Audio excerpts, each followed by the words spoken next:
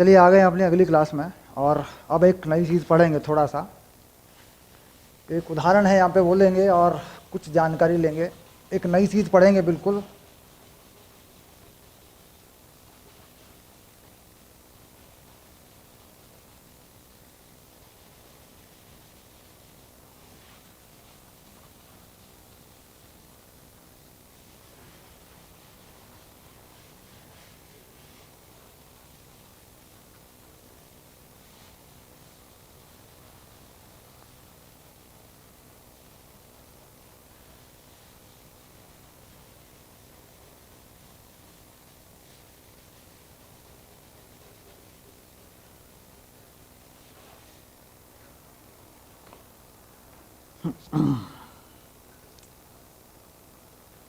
परमाणुवीय spectrum. परमाणुवीय spectrum आधुनिक विज्ञान में ये बड़ी महत्वपूर्ण चीज़ है। परमाणुवीय स्पेक्ट्रम।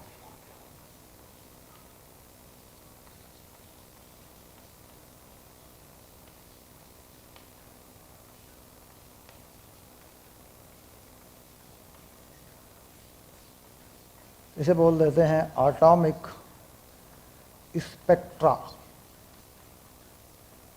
या स्पेक्ट्रम। ठीक, ये क्या है? परमाणुवीय स्पेक्ट्रम क्या है? ठीक, यहाँ पर देखिए होता क्या है कि स्पेक्ट्रम बोलते हैं जो प्रकाश की तरंग दैर्ध्य है, या जो प्रकाश है, जो प्रकाश के रंग हैं, उनकी एक सीरीज बना ली जाए, एक श्रेणी बना ली जाए, उसे कहते हैं स्पेक्ट्रम। ठीक, यानी वर्गीकरण करना।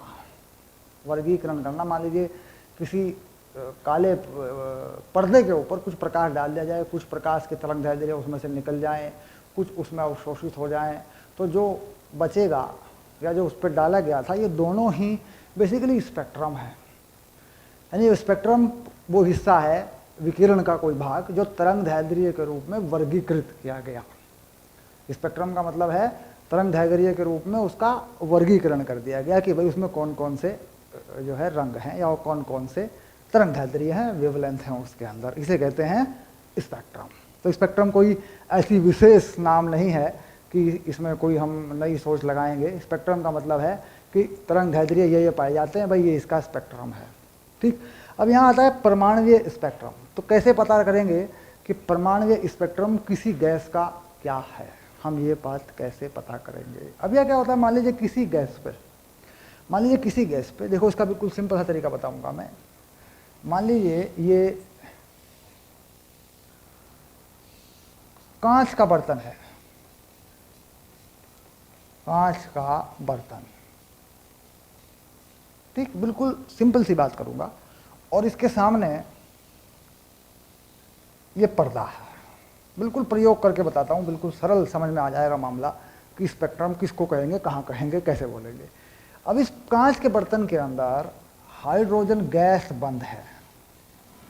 कौन सी गैस बंद है? GAS, हाइड्रोजन गैस बंद है। और मैंने इस कांच के बर्तन पर इधर से श्वेत प्रकाश डाल दिया। यहां से मैंने क्या डाल दिया? इस कांच के बर्तन पे श्वेत प्रकाश डाल दिया।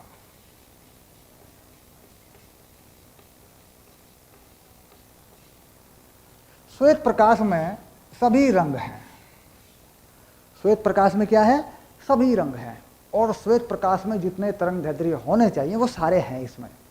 मतलब जैसे लाल रंग से लेके बैंगनी रंग तक के सारे तरंग दैर्ध्य हैं। यानी श्वेत प्रकाश के अंदर जो तरंग दैर्ध्य मैं लिख रहा हूँ, 450 नैनोमीटर से लेके और 800 नैनोमीटर तक के सारे रंग हैं इसमें, इस श्वेत प्रकाश के अंदर है। सब रंग इसमें सम्मिलित है। आप जानते हैं कि सफ़ेद रंग में, श्वेत प्रकाश में सारे रंग होते हैं। अब यहाँ के बाद जब ये श्वेत प्रकाश इस हाइड्रोजन गैस में से होकर गुजरा, ठीक, तो कुछ रंग गायब हो गए, कुछ रंग इसमें से गायब हो जाते हैं।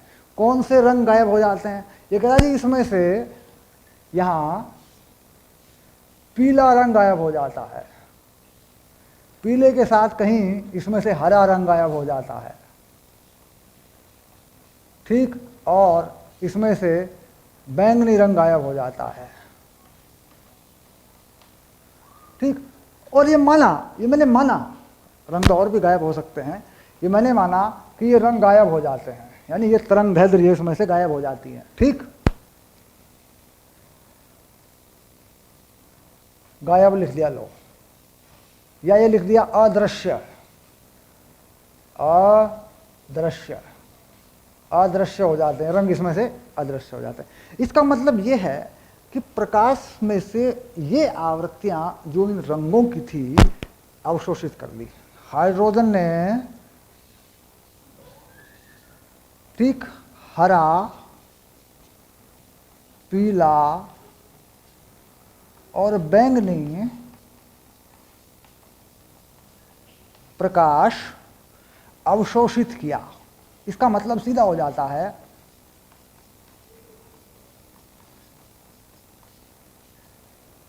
ठीक। तो यहां पर बाकी रंग दिखाई देंगे, बाकी रंग तो आ जाएंगे, ये वाले रंग नहीं आएंगे। इससे हमें क्या पता लगेगा कि हाइड्रोजन का स्पेक्ट्रम क्या है। हाइड्रोजन का स्पेक्ट्रम क्या है, स्पेक्ट्रम ऑफ हाइड्रोजन क्या है, समझ रहे बात को। हाइड्रोजन का स्पेक्ट्रम यह है कि हाइड्रोजन में अगर कोई इलेक्ट्रॉन निम्न ऊर्जा स्तर से उच्च ऊर्जा स्तर में जाता है तो वह इन तरंग दैर्ध्यों को अवशोषित कर लेता है। अब मान लीजिए हरे रंग का तरंग दैर्ध्य कितना हरे रंग का तरंग दैर्ध्य बताइए। हरे रंग का तरंग दैर्ध्य हम मान लेते हैं, हरे का पीला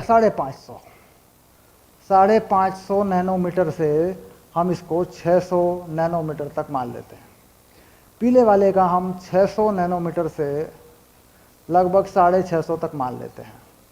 ठीक, बैंगनी रंग का हम 450 नैनोमीटर से 500 नैनोमीटर तक मान लेते हैं। लो, ठीक, तो ये तरंग दैर्ध्य कैसे हुए, ये तरंग दैर्ध्य सब वो हैं जो अवशोषित हो गए, अवशोषित हैं, ये समझ रहे हैं बात को। ये तरंग दैर्ध्य अवशोषित हो गए।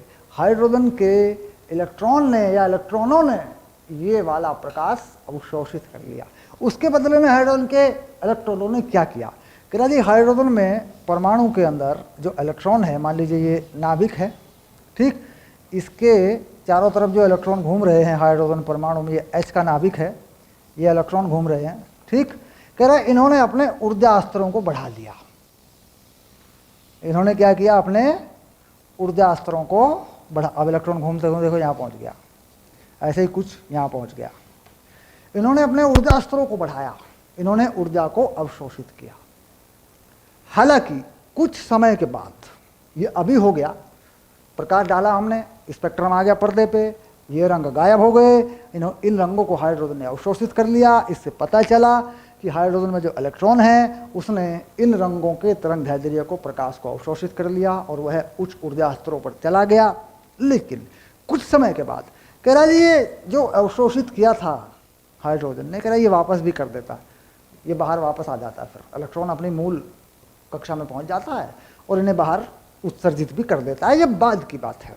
ठीक, उत्सर्जन स्पेक्ट्रम, कोई ऐसी चीज, उत्सर्जन स्पेक्ट्रम, ठीक, यानी स्पेक्ट्रम का वह हिस्सा जो बाद में उत्सर्जित होता है उसे हम स्पेक्ट्रम नहीं कहते। बेसिकली स्पेक्ट्रम का मतलब ही होता है कि इस तरह से गैस के इलेक्ट्रॉनों का अवशोषण या गैस के इलेक्ट्रॉनों की अवशोषण की जांच करना, ये स्पेक्ट्रम या स्पेक्ट्रमी श्रेणी बोलते हैं इसको।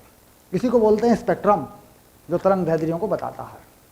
ठीक, तो समझ में आ गया होगा, मोटा मोटा सा समझना था इसको कि भाई वास्तव में स्पेक्ट्रम है क्या चीज़।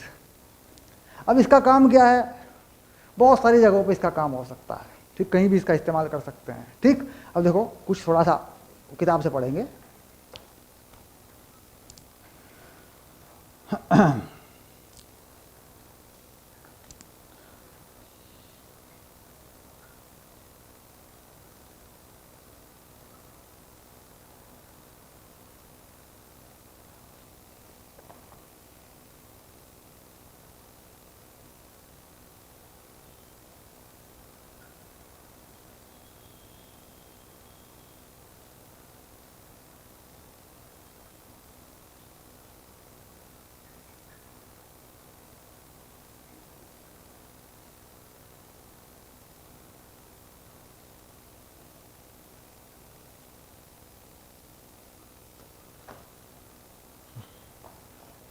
यही है, बता दिया मैंने। ठीक, अवशोषण स्पेक्ट्रम यही है, अवशोषण स्पेक्ट्रम की बात हो रही है। ठीक, उत्सर्जित स्पेक्ट्रम यानी प्रकाश उत्सर्जित करते हैं। ठीक, तो जब ये इलेक्ट्रॉन बेसिकली, जब ये इलेक्ट्रॉन कम ऊर्जा की कक्षाओं पे आता है ना वापस, तो ये इलेक्ट्रॉन प्रकाश को बाहर फेंकता है। तो ये इन्हीं रंगों को जो इसने अवशोषित किए थे वापस भी कर देगा। ठीक, ये उत्सर्जन या उत्सर्जित स्पेक्ट्रम होता है। ठीक, इसका एक तरीका और भी होता है, हमने पढ़ा था फ्रैंक और हर्ट्ज का प्रयोग। हम जानते हैं फ्रैंक और हर्ट्ज का प्रयोग हमने पढ़ रखा है। भाई प्रकाश देंगे, प्रकाश या किसी गैस को विद्युत धारा देंगे तो इलेक्ट्रॉन से ऊर्जा प्राप्त होगी, इलेक्ट्रॉन की ऊर्जा कक्षाएं बदलेंगी, वो फिर निम्न ऊर्जाओं में आएगा तो एक प्रकाश बाहर कर देगा। तो उत्सर्जन स्पेक्ट्रम भी जो है बनता है। उत्सर्जन स्पेक्ट्रम का मतलब होता है कि हम विद्युत ऊर्जा को प्रकाश ऊर्जा में बदल सकते हैं, विद्युत ऊर्जा को प्रकाश ऊर्जा में बदल सकते हैं। जैसे ट्यूबलाइट जल रही है, क्या हो रहा है, ये विद्युत ऊर्जा प्रकाश ऊर्जा में बदल रही है। पहले क्या होता है, गैस के अंदर जो इलेक्ट्रॉन होते हैं परमाणु के अंदर, वो विद्युत ऊर्जा इलेक्ट्रॉनों के प्रवाह से विद्युत ऊर्जा ले लेते हैं, उनकी कक्षाएं बदल जाती हैं। लेकिन जब वो अपनी निम्नतम कक्षाओं पर आते हैं तो वो प्रकाश के रूप में उसे वापस बाहर फेंक देते हैं। यही होता है प्रकाश। उत्सर्जित स्पेक्ट्रम इसी से बनता है। खैर, अवशोषण स्पेक्ट्रम ले लिया हमने, उत्सर्जन स्पेक्ट्रम भी इसी तरीके से समझ सकते हैं। ठीक, और ये फ्रैंक और हर्ट्ज का प्रयोग एनसीईआरटी में ब्लूप्रिंट में है। ठीक, इसको पढ़ें, पीछे जाके देखें तो ब्लूप्रिंट में मिल जाएगा आपको। बहुत बढ़िया प्रयोग है, इसे समझ में आ जाएगा। और दूसरी चीज, स्पेक्ट्रम जो है का जो पैटर्न है एनसीईआरटी में, यह आपको दिया गया है।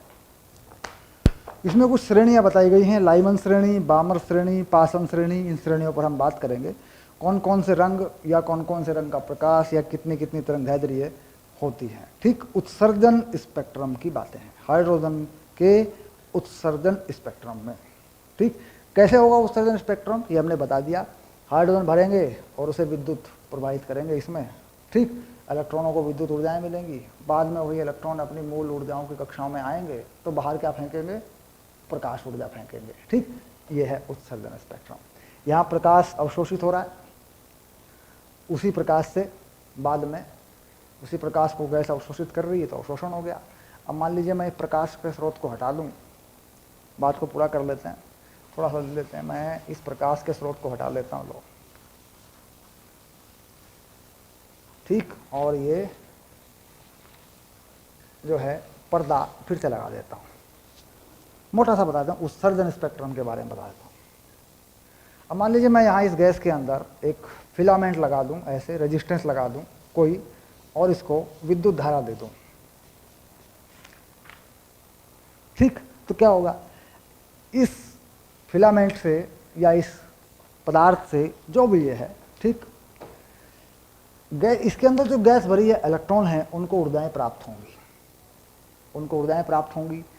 या इस प्रयोग में थोड़ा और बदलाव कर दूं, इस प्रयोग को ऐसा बना दूं कि इलेक्ट्रॉनों को विद्युत ऊर्जाएं प्राप्त हो जाएं, ऐसा बना दूं मान लो मैं, तो इन इलेक्ट्रॉनों को विद्युत ऊर्जाएं प्राप्त होंगी जो हाइड्रोजन परमाणु के अंदर हैं। तो ये इलेक्ट्रॉन ऊर्जा स्तरों में चले जाएंगे, इनको यह ऊर्जा सीधे सीधे गतिज ऊर्जा के रूप में मिल जाएगी।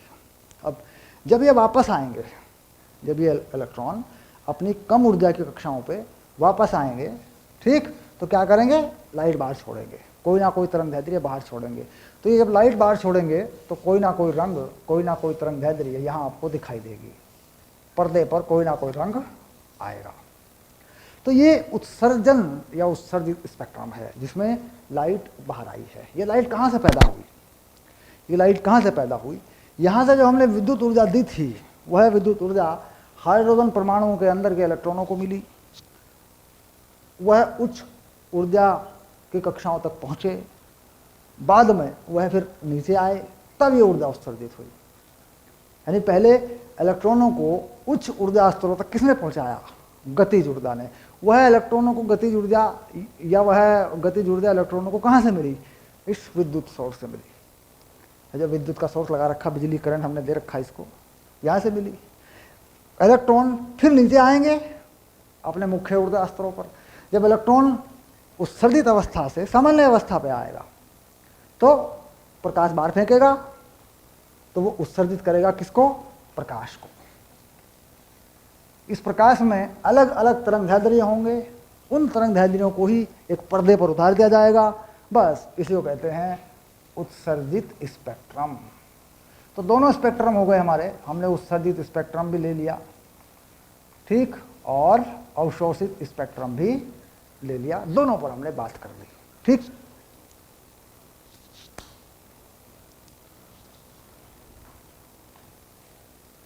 चलिए अब अगला टॉपिक लेंगे।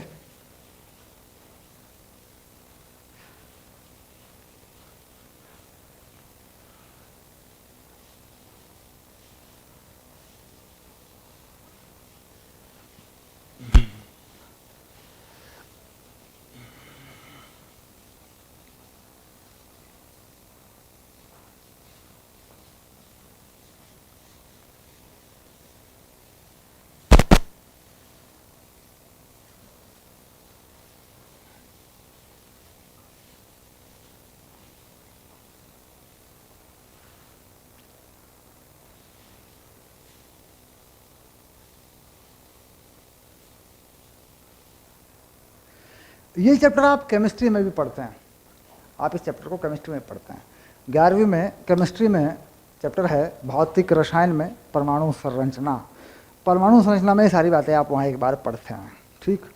तो इसलिए क्या होता है कि थोड़ा थोड़ा सा जो है पहले से पढ़ा हुआ होता है, तो यहाँ समझने में आसानी होती है। परमाणु संरचना में भौतिक रसायन में मेन बातें तो यही हैं, लेकिन उसके बाद क्या होता है कि फिर रसायन विज्ञान के अनुसार फिर उसमें और चीज़ें आने लगती हैं। इलेक्ट्रॉनों की कक्षाएं, इलेक्ट्रॉन कैसे भरेंगे आप, बाउ का नियम, वुंड का नियम, ये सब चीज़ें आने लगती हैं फिर, है ना। क्वांटम संख्या, प्रिंसिपल क्वांटम संख्या, मुख्य क्वांटम संख्या, फिर चुंबकीय क्वांटम संख्या, अजीमुथल क्वांटम संख्या, सारी चीज़ें, ठीक।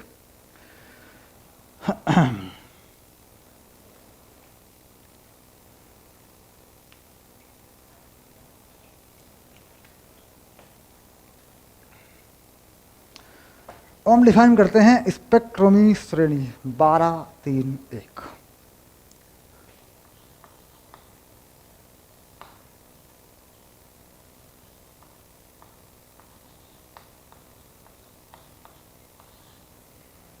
स्पेक्ट्रमी श्रेणी या स्पेक्ट्रम सीरीज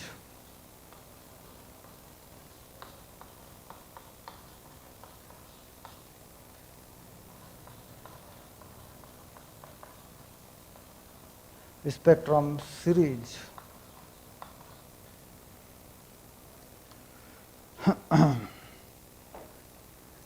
अब यहाँ पर देखिए बात क्या है, मैं आपको बताऊं कि हम ऐसे जो स्पेक्ट्रम श्रेणी परिभाषित करते हैं या लिखते हैं, तो वो एक फॉर्मूले से निकलती है, जिसे हम लगाते हैं रिडबर्ग फॉर्मूला।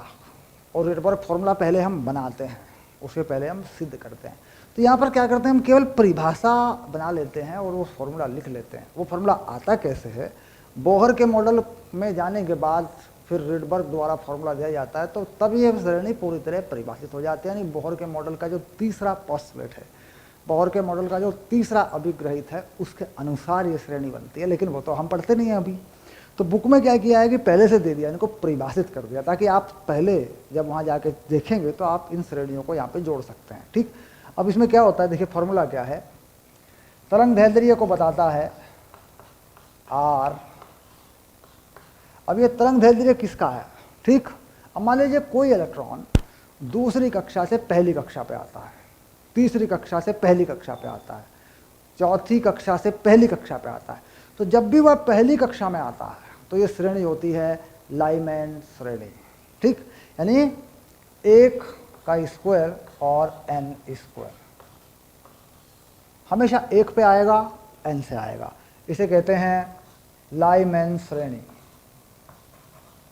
Lyman series. यहाँ लिख सकते हैं लाइमन या लाइमैन श्रेणी, जिसमें R जो होता है, R होता है रिडबर्ग कांस्टेंट, जहां R है रिडबर्ग, अंग्रेजी में रिडबर्ग ऐसा नाम होता है, कांस्टेंट या रिडबर्ग नियतांक। ठीक, अब इसका मतलब हमें समझना पड़ेगा। ये दरअसल तरंग दैर्ध्य है। ये क्या है?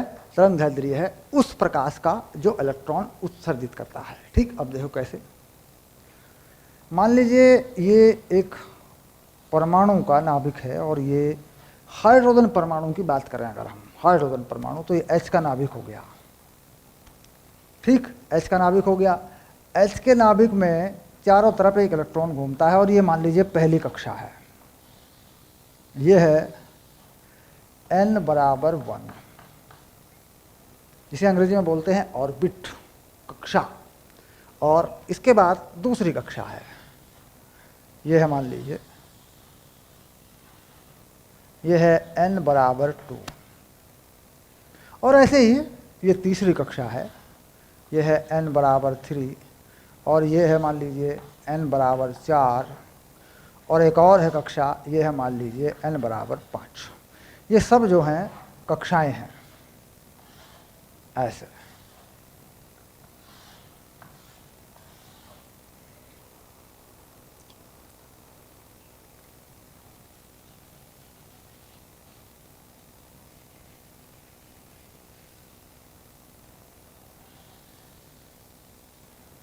हो गया। अब इलेक्ट्रॉन मान लीजिए पहली कक्षा पे आता है। इलेक्ट्रॉन मान लीजिए यहाँ से दूसरे वाली से पहली पे आता है, तीसरे वाली पे पहली पे आता है, चौथे वाली से पहली पे आता है, पांचवें वाली से पहली पे आता है।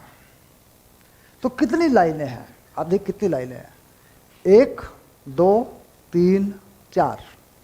ठीक, ये जो लाइन है पहली, इसे कहते हैं प्रथम बामर लाइन, सॉरी प्रथम लाइमन लाइन। ठीक, अंग्रेजी में क्या बोलते हैं? फर्स्ट लाइमन लाइन, पहली लाइमन की रेखा है, पहली लाइन है। यहाँ पर कोई तरंग दैर्ध्य बाहर आएगी, कोई प्रकाश उत्सर्जित होगा, जिसे बाद में हम ये भी कहेंगे कि ये फोटोन है। हम क्या कहते हैं? एक इलेक्ट्रॉन के उत्सर्जन में एक ऊर्जा का टुकड़ा जो होता है उसे कहते हैं फोटोन। फोटोन कोई पार्टिकल नहीं है, फोटोन पार्टिकल की तरह माना जाता है। कई बार उसमें ऐसे गुण होते हैं कि वो पार्टिकल जैसा हो जाए, वो द्रव्य जैसा हो जाए, वो कोई कण हो जाए, क्योंकि प्रकाश जब किसी वस्तु पर पड़ता है तो दबाव डालता है। ये प्रायोगिक अध्ययन हुआ है कि दबाव डालता है, बल लगाता है, इसका मतलब उसमें द्रव्यमान है। द्रव्यमान कितना है पता नहीं है। तो कुल मिला के यहाँ फोटोन को सिर्फ एक कण, सिर्फ कण नहीं माना जा सकता, वह विकिरण ऊर्जा का टुकड़ा है। तो जब ये इलेक्ट्रॉन जो है पहली दूसरी कक्षा से पहली कक्षा पर जाता है, बाहर आता है फोटोन। ठीक, तो यहाँ से वो जो फोटोन बाहर आता है उसकी जो तरंग दैर्ध्य है वो यहाँ परिभाषित हो जाती है। ठीक, अब ये हो गई पहली, 3 से 1 पे आता है, ये हो गई द्वितीय लाइमन लाइन, ये दूसरे वाली है। इसी प्रकार 4 से 1 पे जाता है, ये कौन सी हो जाएगी? ये हो जाएगी तृतीय लाइमन लाइन। ठीक, और यहाँ 5 से 1 पे गया तो पंचम। ठीक, ये हो जाएगी पंचम लाइमन या पांचवी, जो भी कहें, लाइन।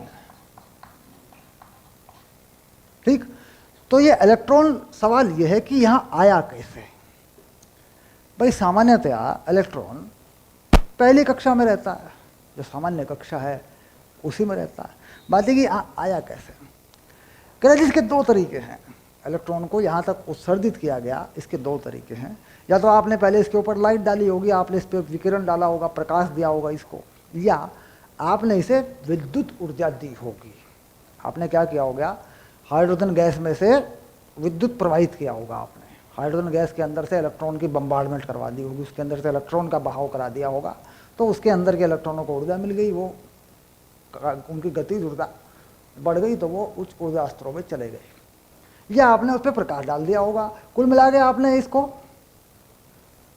गर्म कर दिया होगा। ये भी बात हो सकती है, भाई गर्म कर दे, गर्म करने से भी हो सकता है, कोई नई बात नहीं है।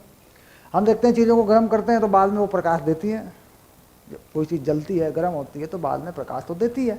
तो किसी भी तरीके से ऊष्मीय विधि से विद्युत दे करके या प्रकाश डाल के, विकिरण डाल के आपने इलेक्ट्रॉन को पहले उत्तेजित अवस्था तक ले गए, आप इसको एक्साइटेड स्टेट तक आप इसे ले गए। ये सब क्या है? उत्तेजित अवस्थाएं हैं, सामान्य अवस्थाएं। ये है पहले वाली, ठीक। अब जब ये वापस आएगा तो ये बाहर ऊर्जाएं छोड़ेगा, प्रकाश के टुकड़े, प्रकाश ऊर्जा के टुकड़े। कह रहा प्रकाश ऊर्जा का एक टुकड़ा जो इलेक्ट्रॉन के एक उत्सर्जन में होता है, ठीक, वह क्या होता है? फोटोन होता है। तो क्या हो रहा है? मान लीजिए इलेक्ट्रॉन जो है 4 नंबर से 1 पे गया, तो क्या करेगा? कितनी ऊर्जा देगा बाहर? 1 फोटोन। तो एक इलेक्ट्रॉन का उत्सर्जन या एक इलेक्ट्रॉन का ऑर्बिट बदलना, उसी कक्षा को बदलना एक बार में, ठीक, वो क्या होता है? 1 फोटोन होता है। तो अगर कोई इलेक्ट्रॉन एक बार में किसी अपनी कक्षा को एक ऊर्जाई कक्षा से दूसरी कक्षा में जाता है, सिर्फ एक बार, तो जितनी ऊर्जा लेता है या देता है, इसे कहते हैं 1 फोटोन। अब मान लीजिए 1 फोटोन दिया, विकिरण दिया, इलेक्ट्रॉन पहली कक्षा से 5वीं में आ गया, इसका मतलब है ये फोटोन बड़ा शक्तिशाली है। अब 5वीं से पहली में चला गया, इसका मतलब बाहर जो फोटोन मिलेगा वो भी शक्तिशाली होगा। तो कुल मिला के इलेक्ट्रॉन का एक संक्रमण, जिसे हम कहते हैं संक्रमण कह सकते हैं, उत्सर्जन कह सकते हैं, जो भी कहें, कह रहा वो जो है 1 फोटोन के बराबर होता है, ठीक। अब इसके बाद मान लीजिए हम लाइमन की पहली लाइन का तरंग दैर्घ्य चाहते हैं, तो लाइमन की प्रथम लाइन, तो प्रथम लाइमन या Lyman Rekha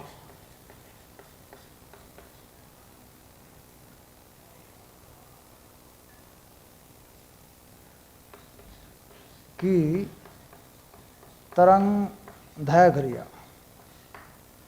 wavelength of the first Lyman line, यानी इलेक्ट्रॉन जो है 2 से 1 पे जाए, दूसरी कक्षा से पहली कक्षा पे चला जाए, तो बाहर 1 फोटोन फेंकेगा, उस फोटोन का तरंग दैर्घ्य क्या होगा, ठीक।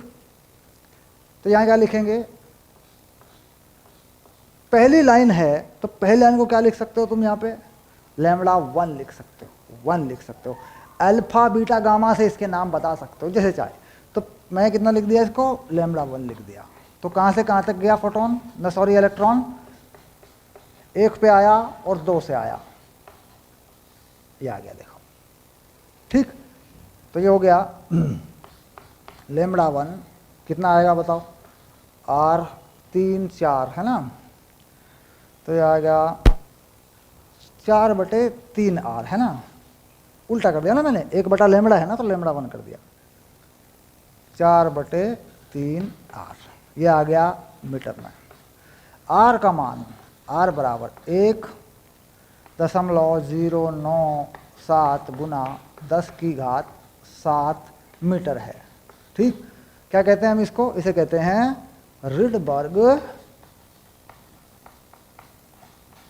नियतांक। ये क्या है? रिडबर्ग का नियतांक है।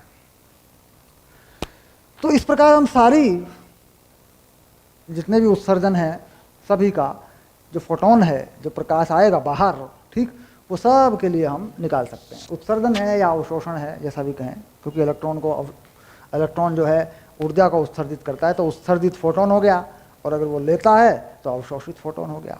तो उत्सर्जित फोटोन जितने भी हैं सारी कक्षाओं के, सारे निकाले जा सकते हैं। तो सारी की सारी बातें लाइमन के लिए हो गई।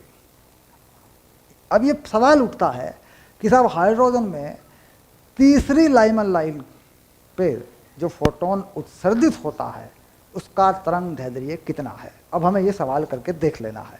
मैं सवाल लिखता हूँ, आप सवाल करेंगे, ठीक है।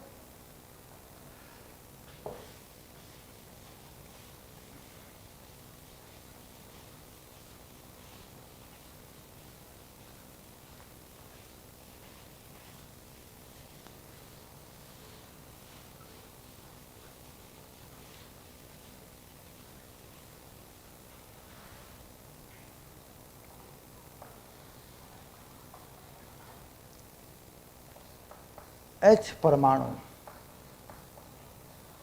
में उत्सर्जित विकिरण, इसे कह सकते हैं फोटॉन, फोटॉन भी बोल देते हैं। क्या कह देते हैं इसको? फोटॉन, उत्सर्जित विकिरण। लाइमैन की तीसरी लाइन या तीसरी रेखा या तीसरी श्रेणी, ऐसा कह सकते हैं, तृतीय रेखा या श्रेणी, दोनों बातें लिख सकते हैं। H परमाणु में उत्सर्जित विकिरण फोटॉन लाइमैन की तीसरी श्रेणी या तृतीय रेखा की तरंगदैर्घ्य ज्ञात कीजिए। सिंपल। H परमाणु में उत्सर्जित विकिरण, लाइमैन उत्सर्जित विकिरण की है ना, लाइमैन की तीसरी रेखा की तरंगदैर्घ्य ज्ञात कीजिए। ठीक है, 1/λ तीसरी रेखा, ये लो। तीसरी रेखा में इलेक्ट्रॉन कहां से कहां तक आएगा? 4 से 1 पे आएगा। देखो, 2 से 1 पे पहला, ठीक, 3 से 1 पे दूसरा, 4 से 1 पे, 4 से 1 पे तीसरा। तो पहले पे आया और 4 नंबर से आया, ये रहा फार्मूला। ठीक, आ गया।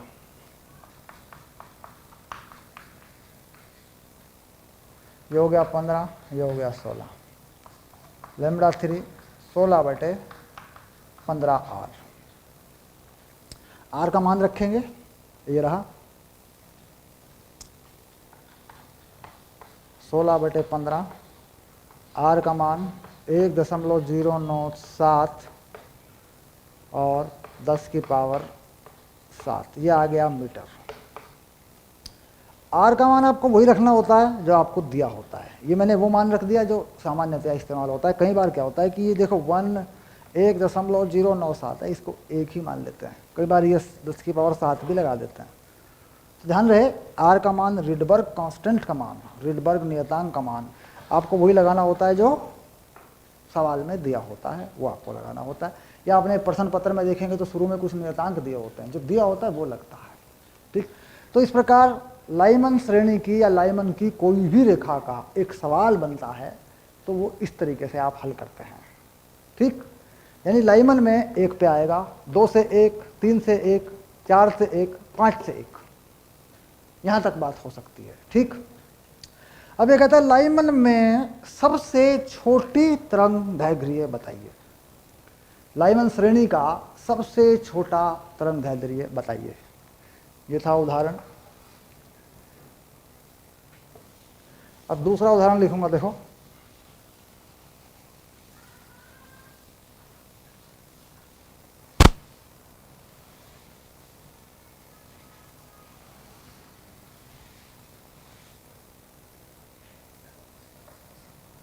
लाइमैन श्रेणी का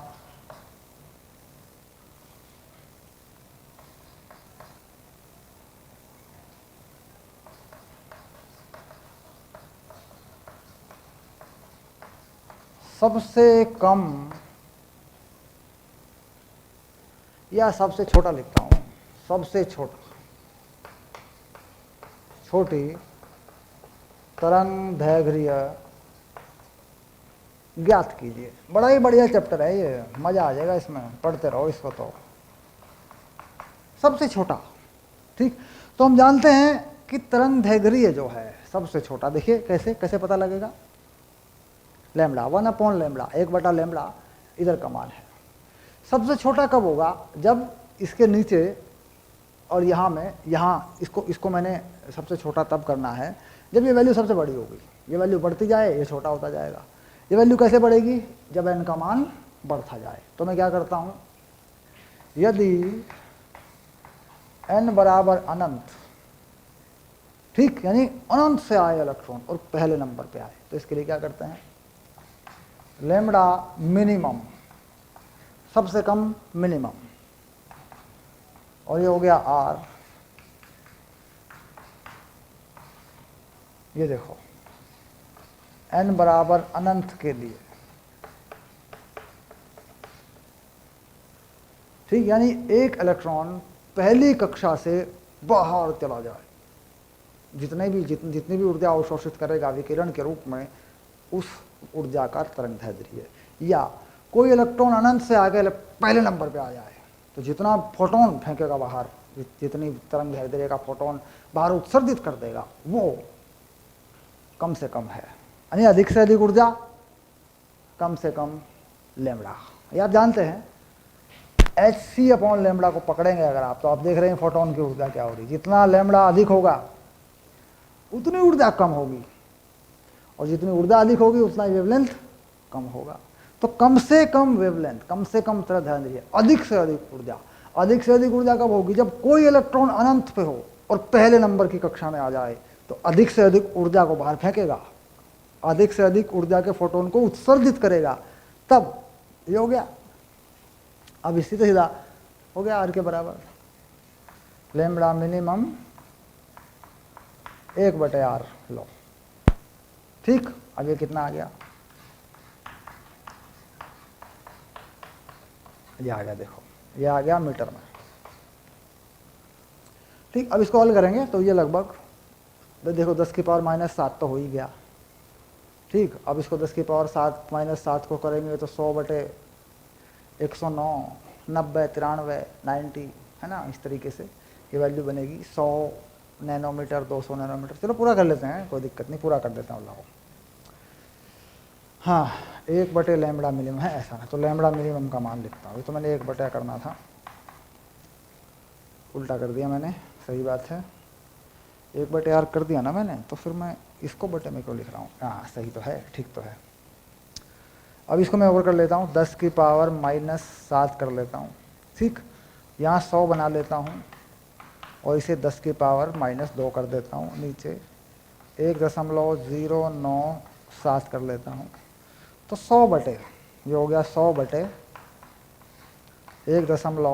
लगभग 1 मान लिया इसको मैंने, 9 को मैंने 1 मान लिया, 10 की घात -9 हो गया।